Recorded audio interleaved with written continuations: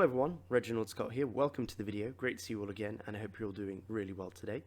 If you could do me a massive favour, as usual, don't forget to like, comment, subscribe, hit the notification bell, and share with a friend. It would be very much appreciated. Thank you. Now, there's a few things I need to express about this video first. I have nothing against Pete Talk whatsoever, and I genuinely respect him on a professional basis, both for YouTube and for what he does, I believe, for his day job, which is he is an engineer involved in the robotics industry.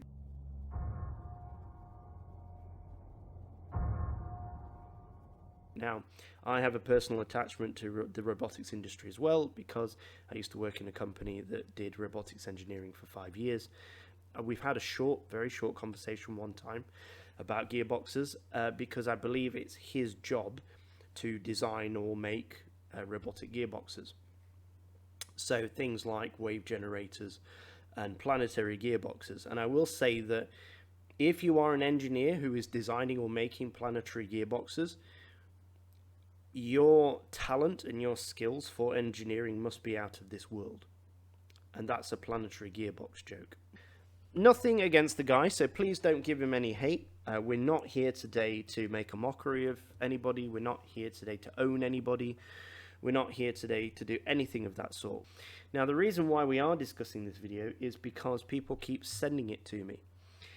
So, you know, I love titanium bikes. I say they're the best bikes you can buy. I stand by that because I simply think that titanium has the most advantages of any bike frame material if you're spending your own money. Okay? You know, I'm extremely biased. I have a titanium diver's watch. I have a titanium bicycle, of course. I have a titanium keyring. I have 2 titanium knives. I have a titanium face.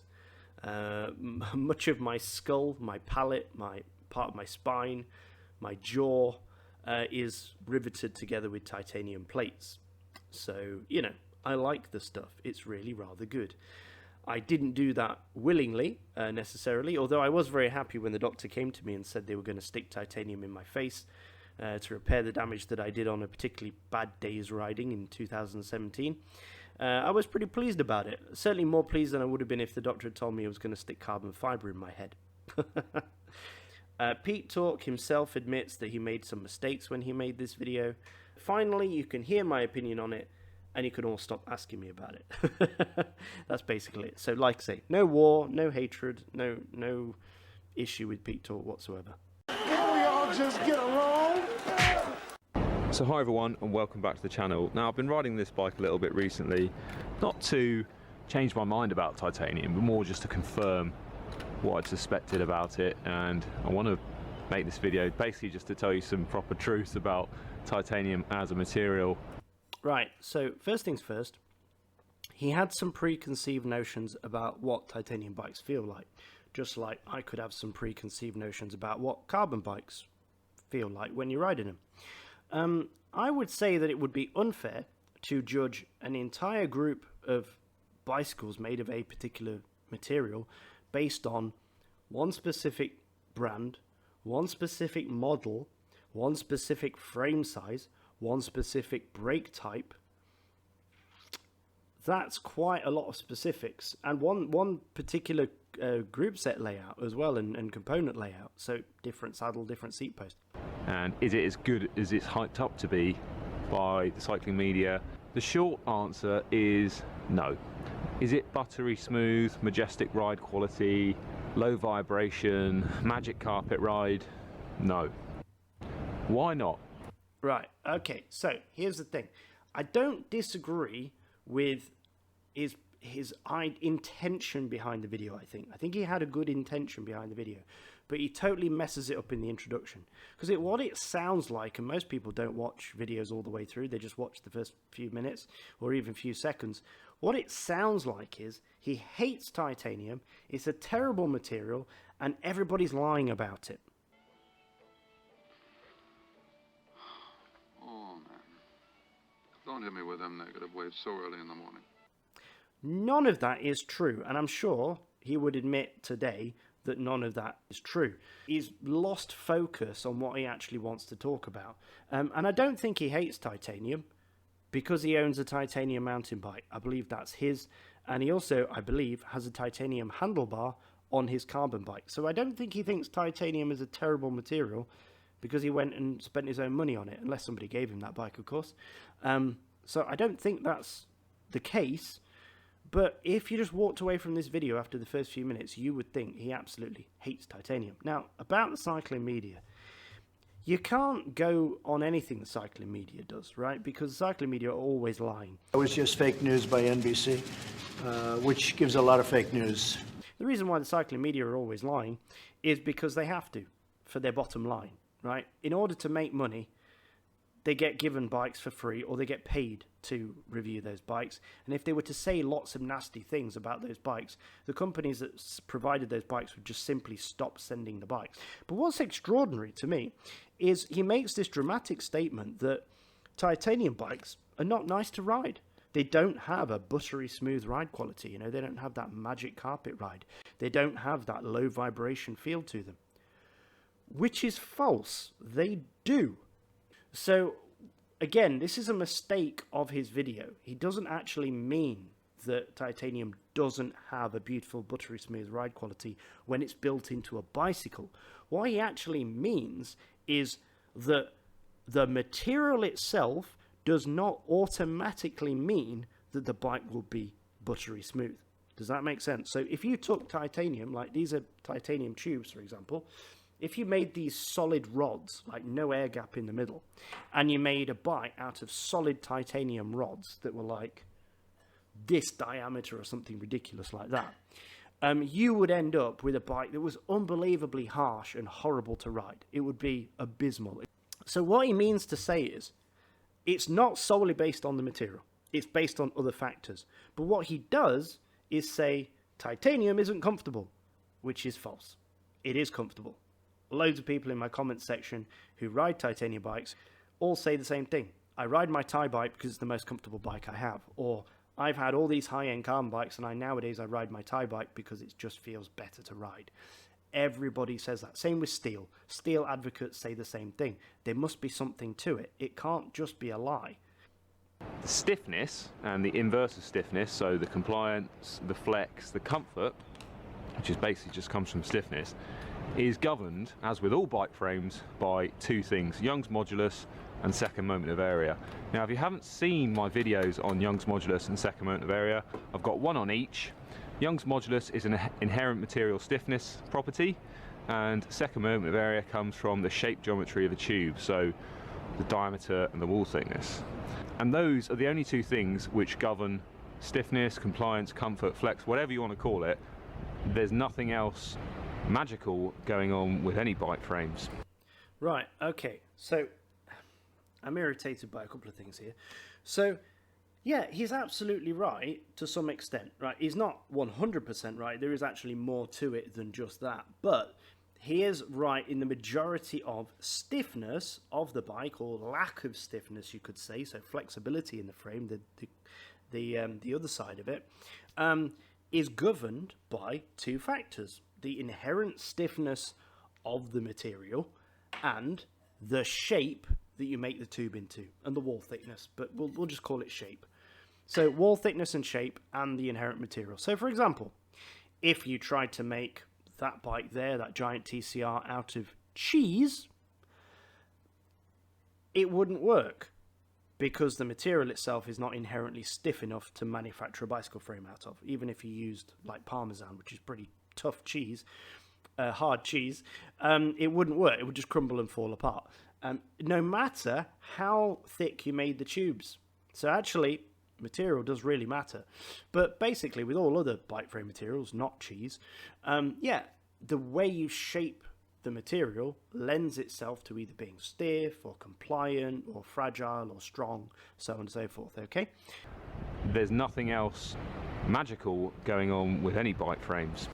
I think that's a little silly to say that because it presumes that people who either buy titanium bikes or sell titanium bikes or own titanium bikes or make titanium bikes are suggesting that there is an inherent magic within the metal of titanium.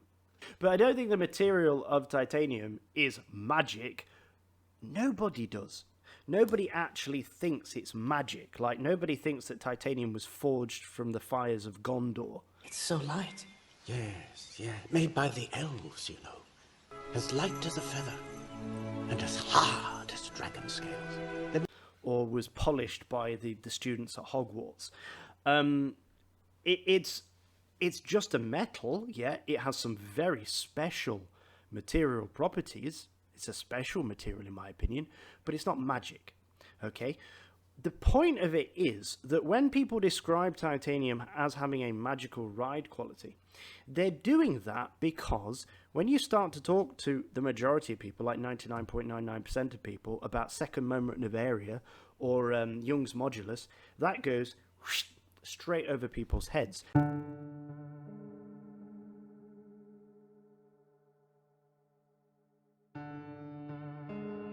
And they walk away from the conversation not really understanding and not really gaining anything from it. Yeah, because that's not the way normal human beings talk to each other. We don't send each other, complicated calculations in order to describe what we're feeling or how something is to own. This is the thing about the marketing, all right? If we go look at Walty, which make custom-made titanium bikes, they've got the same thing going on here. Look, so they're talking here, titanium is half the weight of steel, so titanium tubing can be made slightly larger diameters without a weight penalty. So that's like a scientific thing. Okay, that's like a fact about titanium. It's half the weight of steel. So you can make bigger tubes with it for less weight, okay, than you can with steel. But then they say something like, the larger diameter tubing provides greater stiffness, efficiency, transfer power, I think that's a bit of Chinese English there, to the rear wheel without undue flex, okay? Or without beating you up over the course of a long ride. It's a magical combination of efficiency and compliance. Now, nobody reading that actually believes that titanium is somehow magic. But what they're saying is, or what they're trying to convey in this text, is that something can feel a certain way in an inexplicable way, right? Most people cannot explain why a titanium bike feels so nice to ride, and they do. So they have to use words like this, like magical, like buttery, like smooth, like compliant, They have to use these words because they have no other way of describing it in a sciencey calculations kind of way.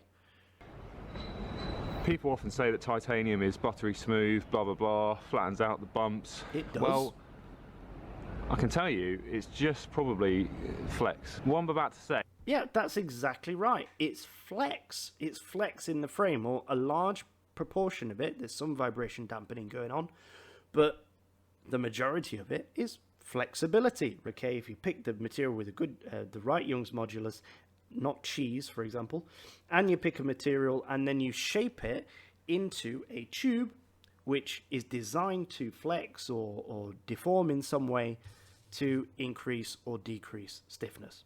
Okay, that is how it works. It might offend you if you think titanium is a wonder material, but if you take into account something called specific modulus, which is the stiffness to weight ratio, so you take the stiffness in gigapascals and you divide it by the density, which is essentially the weight. If you had two frames that built up to a bike like this bike weighs 8.5 kilos, and you had one titanium frame and one aluminium frame, and both bikes weighed 8.5 kilos, I can tell you the stiffness, so ride quality, compliance, flex, comfort, or stiffness, pedaling stiffness, blah blah blah, will be almost exactly the same, because the specific modulus of aluminium and titanium are almost the same. It's about 25-26. So titanium is stiffer, but it's heavier. Aluminium is less stiff, around 72 gigapascals, but it's much lighter. It's got a lower density.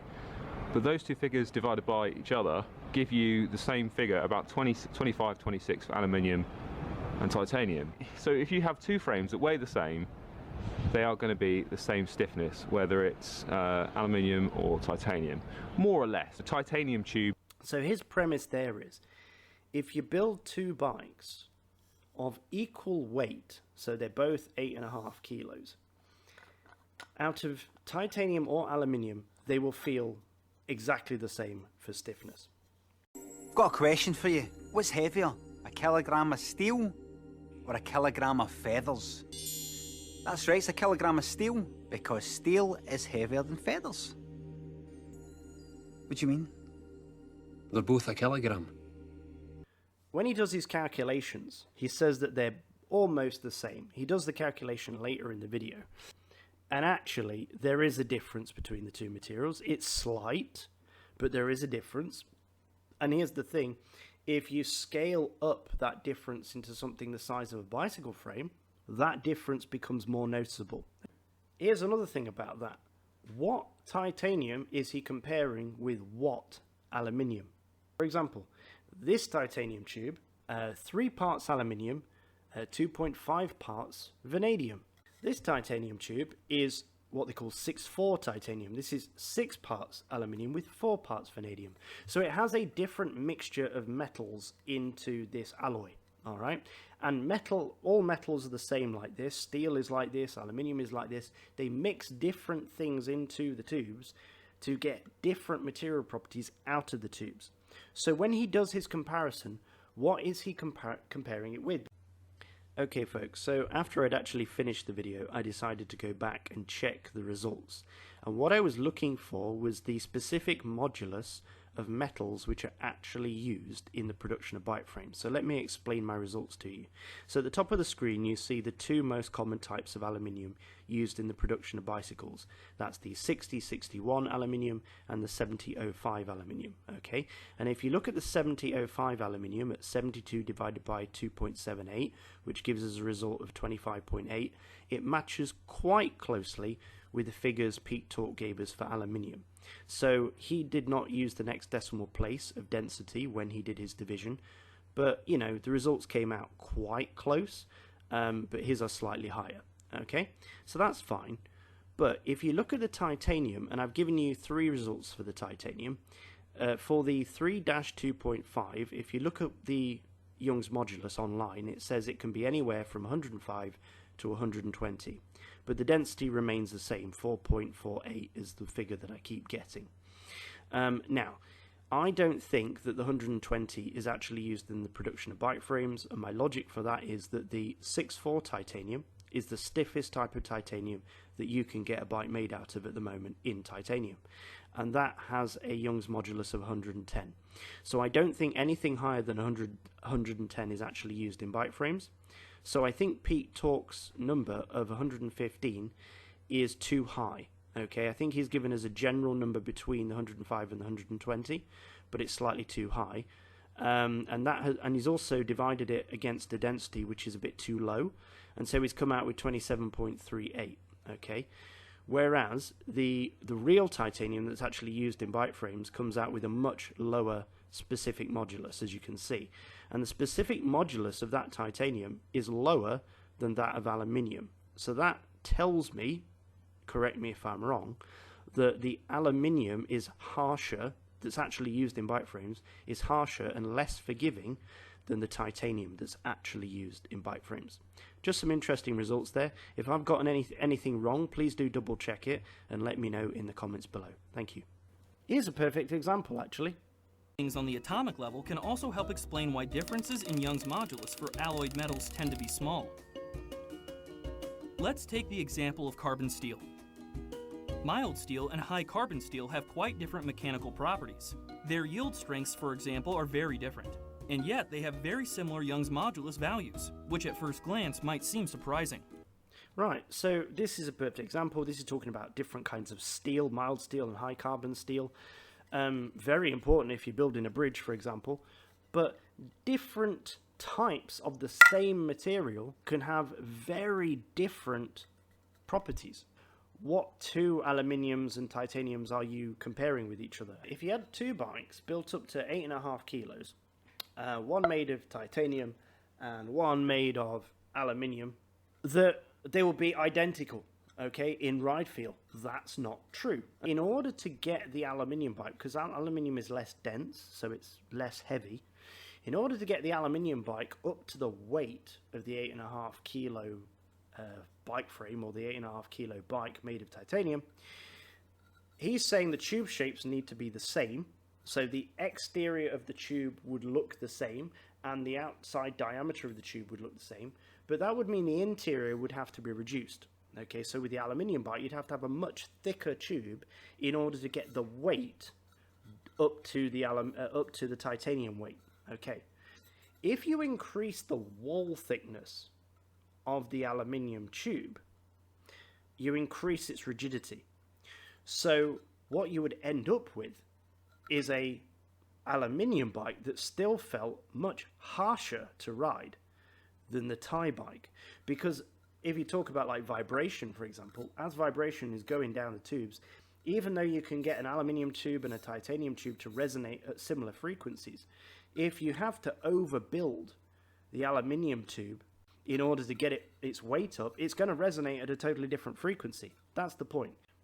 Whether it's aluminium or titanium, more or less. The titanium tubes are you're more regimented in what shapes you can choose for the tubes, whereas aluminium can be more easily hydroformed into more complex shapes. Right, so what he's saying there is that aluminium is more malleable. It's easier to hydroform because obviously it's less strong. So when you put it in a hydroforming system, which is where you pump water inside the tube and then expand it under pressure to force the tube into a particular mold shape, you could do that very easily with aluminium because it's very malleable, like an aluminium can, for example. Whereas titanium, it's much less malleable because it's so much stronger. So it's a lot harder to hydroform titanium. It can be done. It is done, and it can be done. It's just more difficult to do. So an engineer who's building a bicycle would consider that when they're building the bike, and they wouldn't try and copy a titanium bike in aluminium tubing, and they wouldn't try and copy an aluminium bike in titanium tubing, because you're not optimizing the use of those two materials for their properties as best you can. And this point is actually made by people in the comments. So this person says, I enjoyed the video, but isn't this contradicting the point that marketing around tie frames is BS, as the majority of the top comments appear to interpret this video meaning? That is my main argument against this video. The majority of people are dumb. These are people of the land, the common clay of the New West. You know, morons. And they've walked away from this believing that everything said about titanium bikes is untrue, and they don't actually know what they're talking about. So there you go. Anyway, he says, in the video, you hypothetically compare aluminium and tie frames of the same mass and tube shapes, saying they wouldn't be noticeably different in stiffness. But that is not, or that's not how they're designed. So that's not the reality of the difference between the frames on the market. It's up to the frame designers to decide what qualities they will best achieve with the material. That's very important. And there are different things achievable with different materials, particularly, as you stated, when regarding yield and fatigue strength. So it's emphasizing the point again that you would not build a tie bike out of aluminium and vice versa, because it wouldn't work. So he says the real point, this is quite a good way of putting it, the real point is a frame isn't inherently better because of the material it's made of, but one can design a better frame than another by exploiting the material used depending on what better means to you. So if ride quality means more to you than stiffness, for example, you're much better off riding on a steel or titanium frame than you are on aluminium, because you can't get the same level of ride comfort out of aluminium than you can titanium, because if you tried, the aluminium bike would collapse because your tube shapes would be too thin and too flimsy. And he, to his credit, like I say, Pete Talk does say, yep, you're dead right. He said here, and he actually says about his video, not my best work. But there we are. Totally agree, Pete Talk. You're 100% right. I'm just trying to educate those people who have watched your video and walked away, and you've never tried to put people in the right direction. You've never tried to explain this further. And it's a bit of a travesty, really. And people, have, as a result, have got a very mixed up interpretation about what you're actually trying to say. And it's confusing to a lot of people. How many have come through? What? How many have come through? What? How many have come through? Oh dear. Another person says to completely ignore the yield component is quite misleading. I agree. Your comparison of many of the factors, including the resonant frequency, change dramatically when you have a much thicker aluminium tube. So there you go. That's exactly what I'm trying to say. If you have a thick aluminium tube, even if it's the same weight as a titanium tube, so even if these two tubes were the same weight, the resonant frequency of the aluminium tube is going to be different.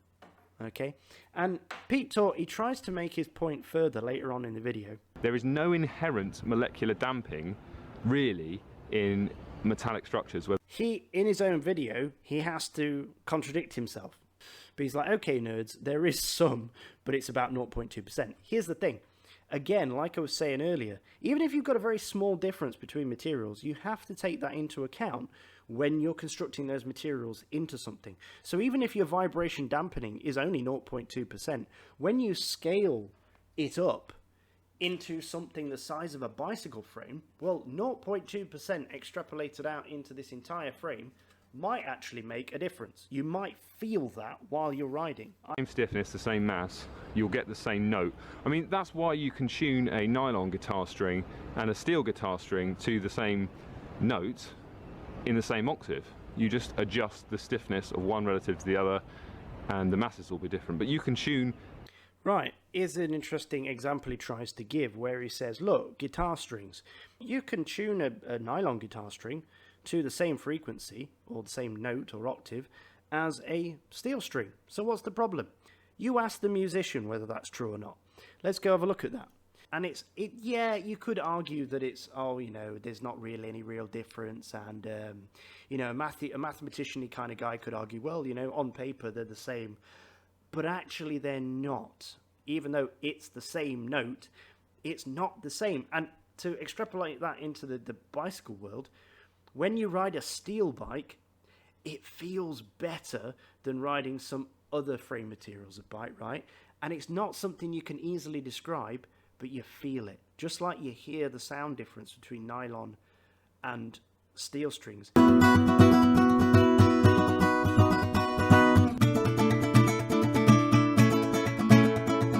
You feel the difference between plastic bikes, carbon bikes, and steel bikes. And so to dismiss it and say there's no difference is simply not true. He's pushing away people from trying titanium, which is a shame, because for most people, I would say, plastic bikes are not the best buy. You're wasting your money if you buy a plastic bike, because the ride quality you get from most plastic bikes is not anywhere near as good as the stuff you're going to get from a Thai bike or a steel bike. But thank you for sticking around and watching this. I think I got through it all. There was a lot to say. It's a complicated subject. Hopefully I made it a bit more accessible to people like myself, or a bit more of a layman. No hatred towards Pete Tork. If you've been offended by anything I've said or the way I've said it, Pete Tork, it was not my intention. This is just the flamboyant way in which I say things. I've tried to be as respectful as possible. I've not used any offensive language, and I have utmost respect for you. As you stated yourself, this video is not your best work. Maybe a clarification would be good on this video. You know, to clarify what you actually meant would be helpful to educate people. So there you go. Anyway, thanks for watching, folks. As always, do stay safe on the road, and I hope to see you in the next video. Bye-bye.